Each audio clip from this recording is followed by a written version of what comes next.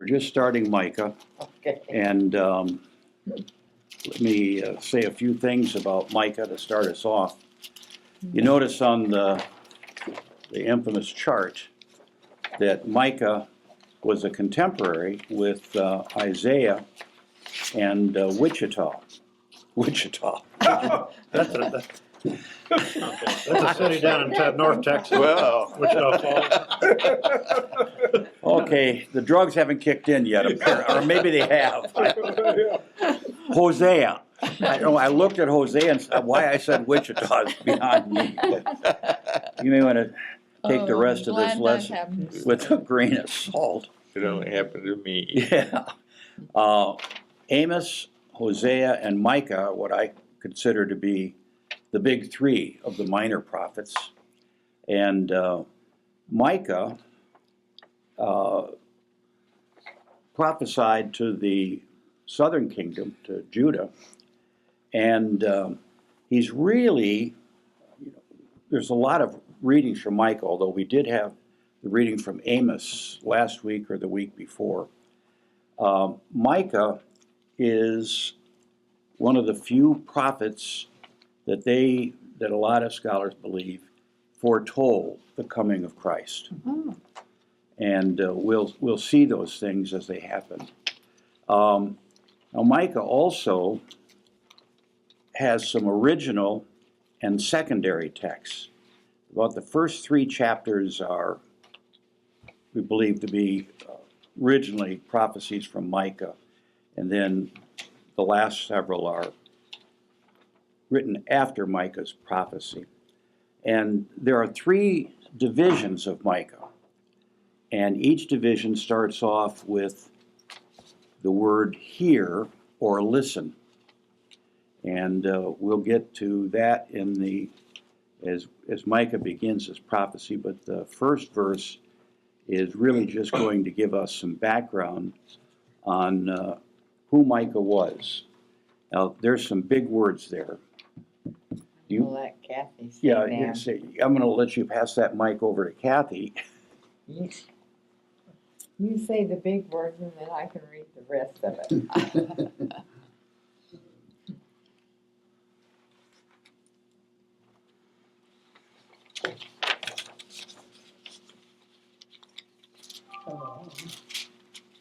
What's better?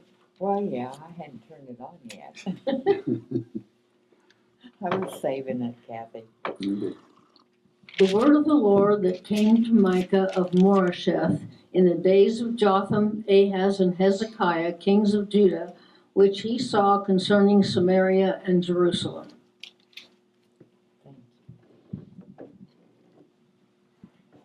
Hear, O peoples, all of you. Listen, O earth, and all of it contains. And let the Lord God be a witness against you, the Lord from his holy temple. For behold, the Lord is coming forth from his place. He will come down and tread on the high places of the earth. The mountains will melt under him, and the valleys will be split, like wax before the fire, like water poured down a steep place. And this is for the rebellion of Jacob, and for the sins of the house of Israel. What is the rebellion of Jacob? Is it not Samaria? What is the high place of Judah? Is it not Jerusalem? For I will make Samaria a heap of ruins in the open country, planting places for a vineyard. I will pour her stones down into the valley, and will lay bare her foundations. All of her idols will be smashed. All of her earnings will be burned with fire, and all of her images I will make desolate. For she collected them from a harlot's earnings, and to the earnings of a harlot they will return. Okay, let's pause there for just a minute. You can see when Micah says, look, the Lord is coming from his dwelling place. He comes down and treads on the heights of the earth. That's that would be Christ coming, that God is sending his son. Micah doesn't get into the weeds with details, but he is saying that the Lord's coming down. We've got a problem. And we need, he's going to flatten the mountains and split the valleys. All this because of Jacob's sin, because Israel's family did wrong. One of the problems is covered better in the Message. This is about verse 5 in the Message. You ask, what is Jacob's sin? Just look at Samaria. Isn't it obvious? And all the sects and religious shrines in Judah. Isn't Jerusalem responsible? So God was not happy that these religious shrines were involving sex and religion. Baal, for example. And I still believe that if a church a new church set up and had prostitutes, they'd get a lot of members right off the bat. So God's not happy. Of course, there wouldn't be a prophet if God were happy, because they only prophesied when God wasn't happy. So let's pick up with weeping and mourning. Because of this, I must lament and wail. I must go barefoot and naked. I must make a lament like the jackals, and a mourning like the ostriches. For her wound is incurable, for it has come to Judah. It has reached the gate of my people, even to Jerusalem. Tell it not to in Gath. Weep not at all. And Beth Ephra. roll yourselves in the dust. Go on your way, inhabitant Shafir.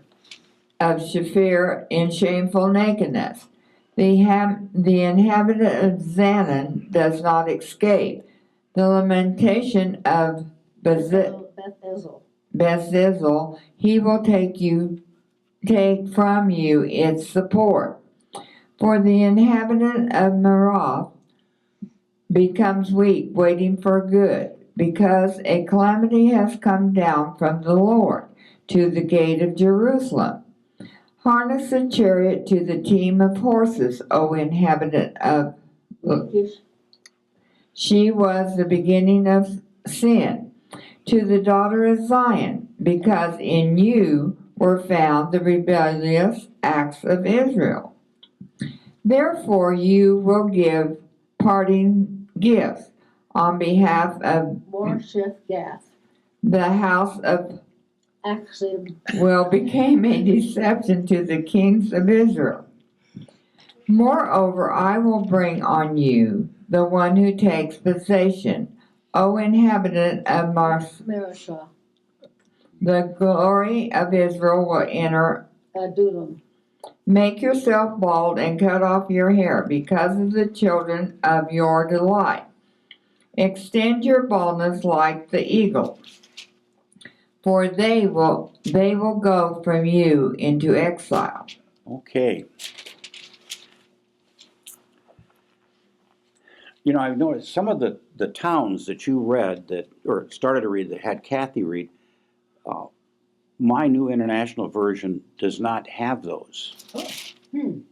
What was the first one you came across? What one was? The first one Is was Gath, Yeah. verse 10. That's what I and got. then in verse 11 we have Zanan and Beth Ezel, and in 12 we have Meroth, and in 13 we have Lachish, and in 14 we have Morsheth Gath. Yes. Okay. I have them, but yeah, they are here. But Micah is, he's really kind of dealing with this sin. And where did the sin start? Samaria. And where did it go to? Israel. Jerusalem. Through Israel to Jerusalem. Went to Jerusalem. And of course, Jerusalem for the Jews was the holy city. And so, it really appears that what's happening is they started a church in Samaria, and it got very popular. Actually, it was a temple, but I'm using church as an example. Let's say somebody came out here to Hutchinson and started a church, and it became very popular. Well, all of a sudden, the people in Lyons say, we ought to have a church like that here. And then people in Kingman say, we ought to have a church like that here. And what happened was, these churches were growing, but let's say they weren't preaching the gospel. They're just making people feel good. So what do you really have? Do you have a church? What is the role of a church? And I use that example because I've seen that happen. From Hutchinson, there was a church, and still is, that was founded, and then they started expanding. And they broadcast the sermons on Sunday to the other churches. But it's more of an entertainment thing than it is a church. So, Are you talking about the church on 30th that was a bowling alley? well, that could be. Okay. I mean, I remember they had a church in Kingman, and people were meeting there, and because they didn't want to drive to Hutchinson, and I think they had one in Lyons. They didn't want to drive to Hutchinson, but they would meet, but they would broadcast the service from Hutchinson to these other churches. They want to Russell now. Hmm? And now they're running Russell. Yes, yes. But the problem is, now, I'm not saying that the church that originally started is not Christian or not religious. It's just, I'm not sure that's how the Lord wanted churches to spring up. That churches are not fast food restaurants. Yeah. I remember when Freddy's opened on 21st in Wichita. And now Freddy's has spread out across Kansas and across the country. But that's fast food. You have to ask yourself, what is the ministry of a church? And to me, and I've always believed this, I learned this from the priest I worked with when I was in seminary. He never had a name for the church. It was the Episcopal Congregation of the Church in Reston. We're in Reston, Virginia. I see this church is the Episcopal Congregation of the Church in Hutchinson. The church is not Grace. The church is Hutchinson. We just happen to be a congregation within Hutchinson who lives within the church, and our ministry is to the church.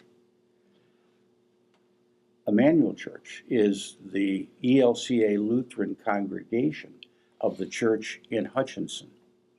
When you start seeing yourself as the church,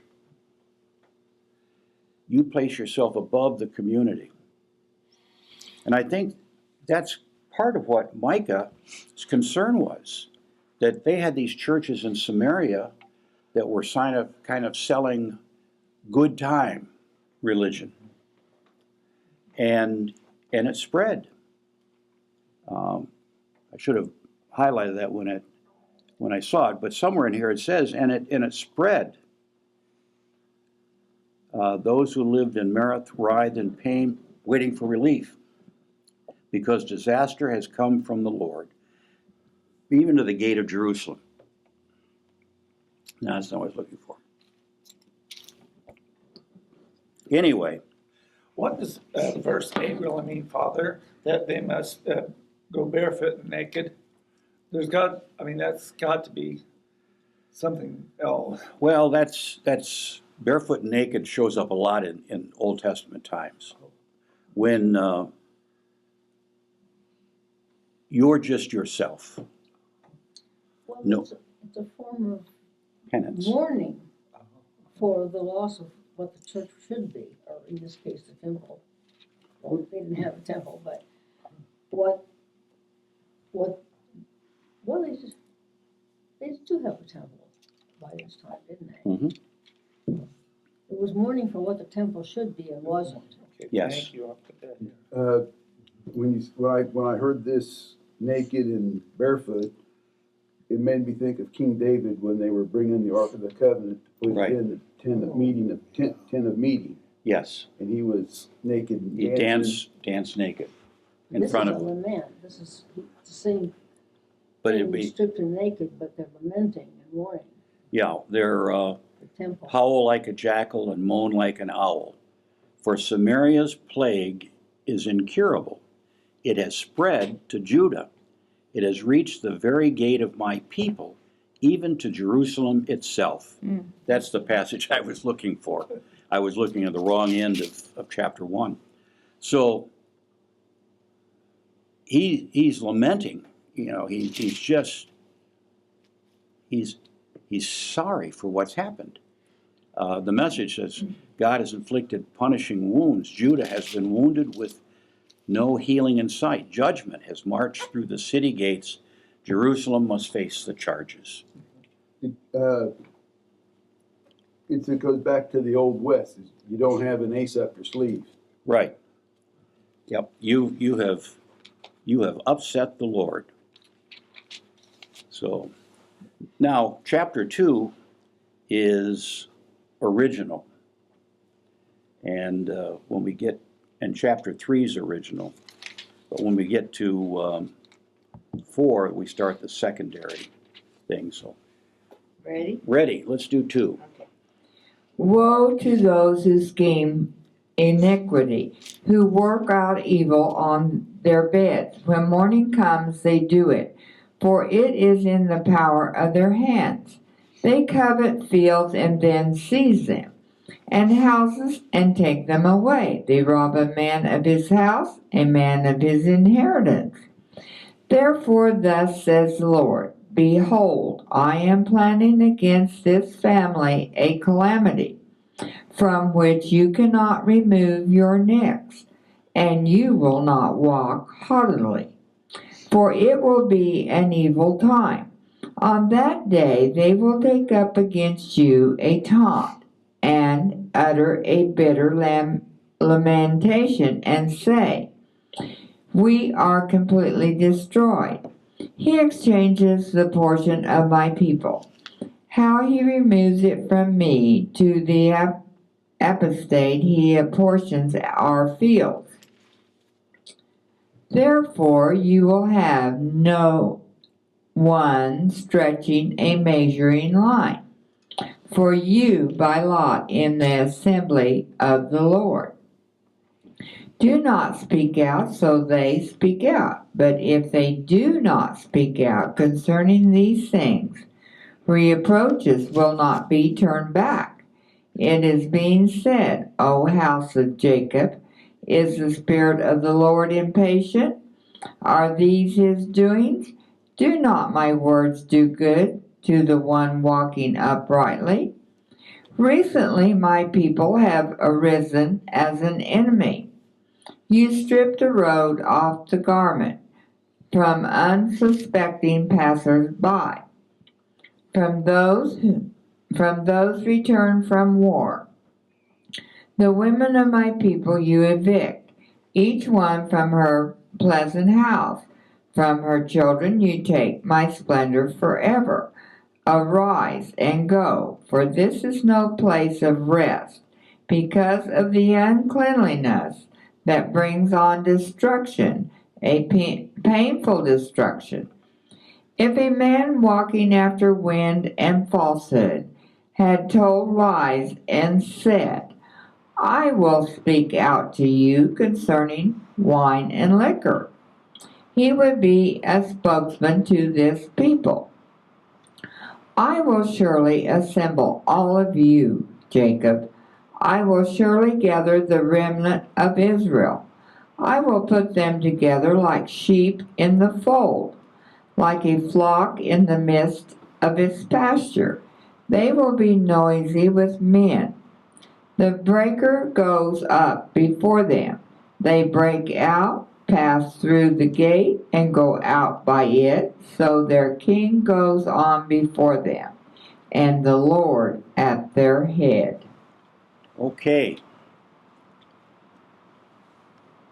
Now, if you didn't think he was serious enough in chapter 1, he takes it up a notch in chapter 2. His concern is that they covet fields, they seize them, and houses, they take them. They defraud people in their homes and rob them of their inheritance. God never liked abusing people. And that's what's happening here. That the poor are having what little they have taken away from them. And false prophets are saying, hey, ho, ho, ho, do not prophesy, their prophets say. Do not prophesy about these things. Don't preach, says the preachers. Don't preach such stuff. Nothing bad will happen to us. Talk like this to the family of Jacob. Does God lose his temper? Is this the way he acts? Isn't he on the side of good people? Doesn't he help those who help themselves? You know, we're good people. How can we do bad? You know, we're nice people. It's kind of like, I guess if you're a minority and you try to get a loan at a bank and somebody looks at you and they say, well, we can't give this minority a loan. They want to buy a house in a white neighborhood. Yeah. And the bank person who makes that decision says, I'm a good person. Yeah, I turn them down, but I'm a good person. Don't judge me on that. I like the passage where he says, if a liar and deceiver comes and says, I will prophesy for you plenty of wine and beer, that would be just the prophet for this people. And the message is even more direct. I'll preach sermons that will tell you how you can get anything you want from God. More money, the best wines, you name it. You'd hire him on the spot as your preacher. Even a better car? Pardon? Even a better car? Yeah. Yeah. Maybe even a plane. Yeah, an airplane. You got an airplane. Yeah. So, you know, it's saying that even the false prophets are saying, don't listen to the true prophets. Because what you're doing is not wrong. You're God's people. So many of the movies and that I've seen about Nazi Germany, you know, a lot of the Germans did, you know, they were God's people. I love that one passage or segment from The Longest Day, where Eisenhower is talking to his group, and it was a storm coming on D-Day. Mhm. And, you know, Eisenhower and his generals and other officers are saying, I can't understand this. Isn't God on our side? At the same time, the German hierarchy, they're getting together and they're saying, we don't understand this. Isn't God on our side? You know, we always think God's on our side. And, you know, that's not a happy time because God never takes sides. So, now we're going to chapter 3. That's original, but remember I said that that each kind of subunit begins with the word hear. In chapter 3, it starts with lesson. Listen, not lesson, but listen, you leaders of Jacob. So let's jump into chapter 3. This is original text. And I said, Hear now, heads of Jacob, and rulers of the house of Israel. Is it not for you to know justice, you who hate good and love evil, who tear off their skin from them and their flesh from their bones, who eat the flesh of my people, strip off their skin from them, break their bones, and chop them up as for the pot, and as meat in the kittle? Then they will cry out to the Lord, but he will not answer them. Instead, he will hide his face from them at that time, because they have practiced evil deeds. Thus says the Lord concerning the prophets who led my people astray. When they have something to bite with their teeth, they cry peace. But against him who puts nothing in their mouths, they declare holy war. Therefore it will be night for you without vision, and darkness for you without divination. The sun will go down on the prophets, and the day will become dark over them. The seers will be ashamed, and the diviners will be embarrassed. Indeed, they will all cover their mouths, because there is no answer from God. On the other hand, I am filled with power, with the Spirit of the Lord, and with justice and courage, to make them known to Jacob his rebellious act, even to Israel his sin. Now hear this, heads of the house of Jacob, and rulers of the house of Israel, who abhor justice, and twist everything that is straight, who build Zion with bloodshed, and Jerusalem with violent injustice. Her leaders pronounce judgment for a bribe, her priests instruct for a price, and her prophets divine for money. Yet they lean on the Lord, saying, Is not the Lord in our midst? Calamity will not come upon us. Therefore, on account of you, Zion will be plowed as a field. Jerusalem will become a heap of ruins, and the mountain of the temple will become high places of a forest. Okay. That last part has to really cut the hearts of people from Judah, for Jews, because that holy mountain, that was just the place. Howdy. You got a funeral this week? No. Oh, okay. I'm playing Sunday's the first Sunday of the month. Oh, okay. She's gonna give us a little entertainment. Yeah. Background Yeah. sound, I background can sound. shut these No, doors. No. We enjoy hearing your play. Okay. Father, on verse 7, it caught my reference says, they will cover their mouths. And then my reference says mustaches. Did men back in that age all wear mustaches if they were of a certain rank or whatever? Does anybody else say mustache? Mine said faces. Mine said, okay. No. What does yours say, Kathy? 7. Their lips. Oh, Their really? lips. Mine says lips, cover Mine their says lips. mustache. I'm trying to, I can't remember any of the prophets or any of the paintings showed anybody with a mustache. Yeah, maybe. I mean, I've seen them with beards, Uh-huh. but usually if they had beards, they didn't even have a mustache to go with it, so. What's yours say? Well, Jewish men Nothing wore like that. beards, so They- they probably wore mustaches as well. Well, I'm not sure they did. They may have. I know that curly haired on the side. From what I've seen or known, the Amish and the Mennonite have a beard but no mustache. Yeah, the Amish men don't have Maybe it's mustache. just Episcopal priests. That could be. Or just people that attend. Yeah. I know I saw. The, in verse 5, it says, as for the prophets who lead my people astray, they proclaim peace if they have something to eat, but prepare to wage war against anyone who refuses to feed them. That was a warning that paid off. That, crying peace, peace when there is no peace.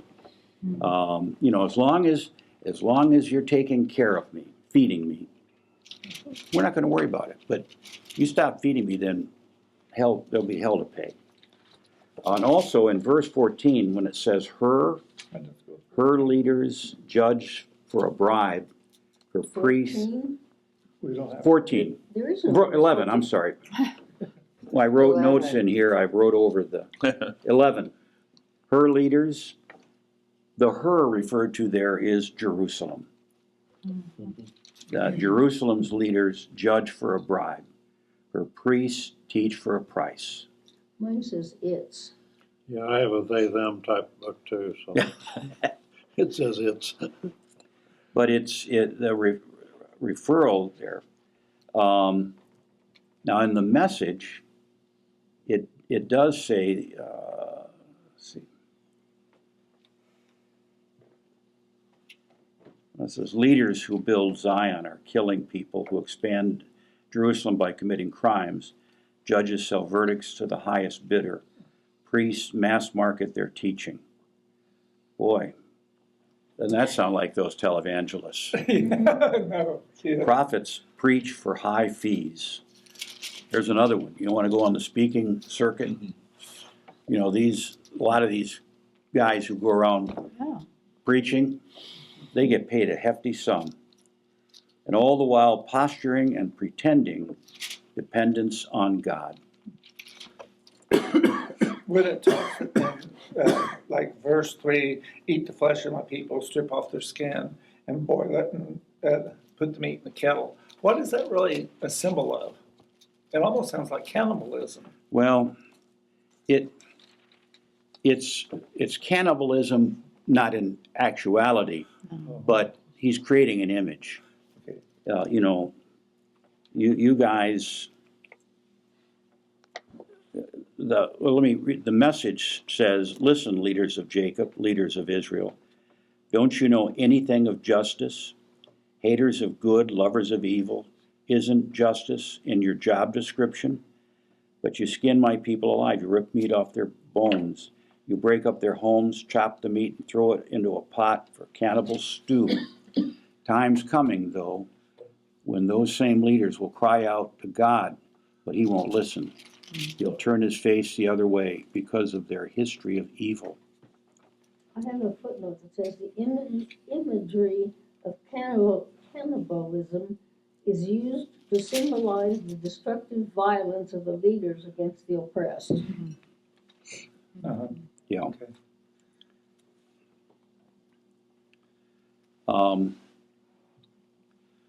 That end of chapter 3, in the Message it says, because of people like you, Zion will be turned back into farmland. Jerusalem end up as a pile of rubble, and instead of the temple on the mountain, a few scraggly scrub pines. That for the Jews, we don't have the same thing that the Jews did in their love for the temple. I mean, the temple, that had been passed down from generation to generation to generation, and they always saw the temple as being very holy. It started with the tabernacle Right. in the desert, and then when they settled, they did the temple, and it was the same floor plan as the tabernacle. Mm-hmm. And that temple was just, but for them to think of, instead of a temple on the mountain, a few scraggly shrub pines. That'd be a horrible thing. I mean, you know how people feel when their church gets burned. Mm-hmm. That doesn't even come close to what the Jews would have felt when the temple was destroyed. So, all right, now we're going to go into some secondary texts, and you'll probably hear one of the most famous passages coming from this, in this chapter. Ready? Ready? And it will come about in the last days that the mountain of the house of the Lord will be established as a chief of the mountains. It will be raised above the hills, and the peoples will stream to it. Many nations will come and say, Come and let us go up to the mountain of the Lord, and to the house of the God of Jacob, that he may teach us about his ways, and that we may walk in his paths. For from Zion we will go forth the law, even the word of the Lord from Jerusalem. And he will judge between many peoples, and render decisions for mighty distant nations. Then they will hammer their swords into plowshares, and their spears into pruning hooks. Nation will lift up sword against nation, and never again will they train for war. Each of them will sit under his vine and under his fig tree, with no one to make them afraid, for the mouth of the Lord of hosts has spoken. Though through the peoples walk, each in the name of his God, as for us, we will walk in the name of the Lord our God forever and ever. In that day, declares the Lord, I will assemble the lame and gather the outcast, even those whom I have afflicted. I will make the lame a remnant, and the outcast a strong nation, and the Lord will reign over them in Mount Zion, from now on and forever. As for you, tower of the flock, hill of the daughter of Zion, to you it will come. Even the former domination will come, the kingdom of the daughter of Jerusalem. Now why do you cry out loudly? Is there no king among you? Or has your counselor perished? That agony has gripped you like a woman in childbirth, writhe and labor to give birth. Daughter of Zion, like a woman in childbirth, for now you will go out of the city, dwell in the field, and go to Babylon. There you will be rescued. There the Lord will redeem you from the hand of your enemies. And now many nations have been assembled against you, who say, Let her be polluted, and let our eyes gloat over Zion. But they do not know the thoughts of the Lord, and they do not understand his purpose. For he has gathered them like sheaves to the threshing floor. Well, the shelves sounded better. Arise and thresh, daughter of Zion.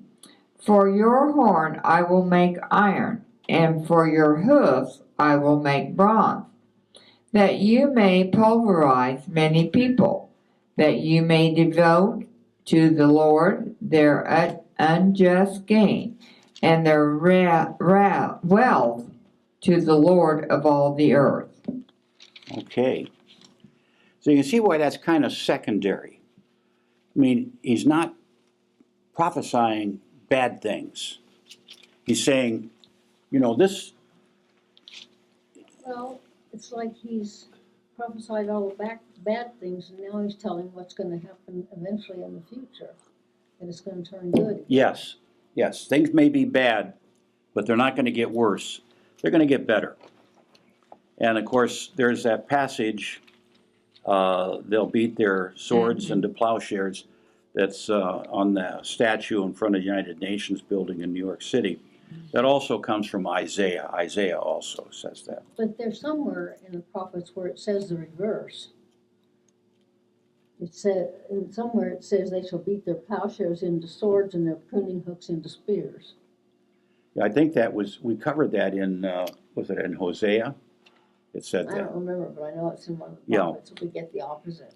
But, but the nice thing about this is in verse 4 and 5, verse 4 says, everyone will sit under their own vine and under their own fig tree, and no one will make them afraid. For the Lord Almighty has spoken. All the nations may walk in the name of their gods, but we will walk in the name of the Lord, our God, forever and ever. So he's saying that prophecy now is everyone will have their own God. We're not going to force our God on them, but they're not going to take our God away from us. And that's a passage of hope. You know, that's you know, in effect, is saying, you know, all nations will walk on the name of their own God. The Presbyterians, the Lutherans, the Methodists, the Episcopalians. But we'll walk under the name of the true God, Episcopalian.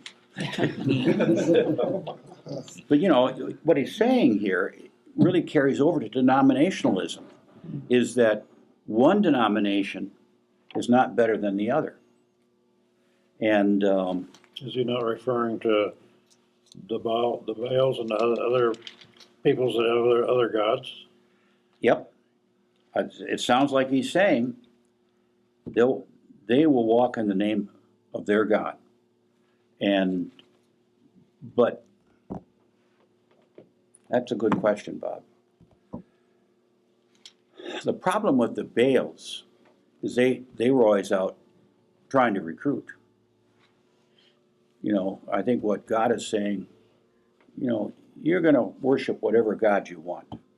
Because see, even the good Jews during planting did a little, you know, they would pray to the God Yahweh, and then they'd say, now Baal, don't be offended.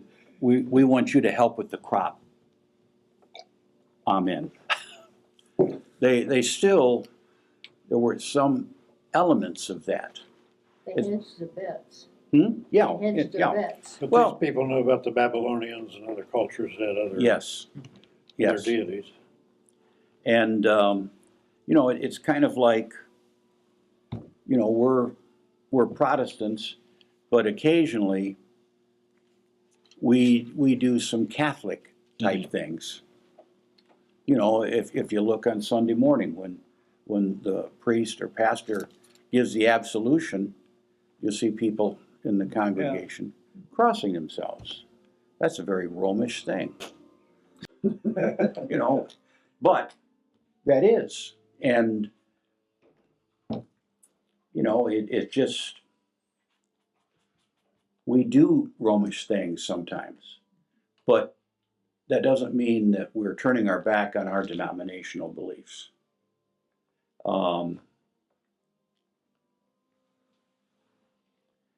But this really seems to be a passage of tolerance, because it wasn't that the Babylonians themselves were bad. It's just for some reason they wanted to conquer.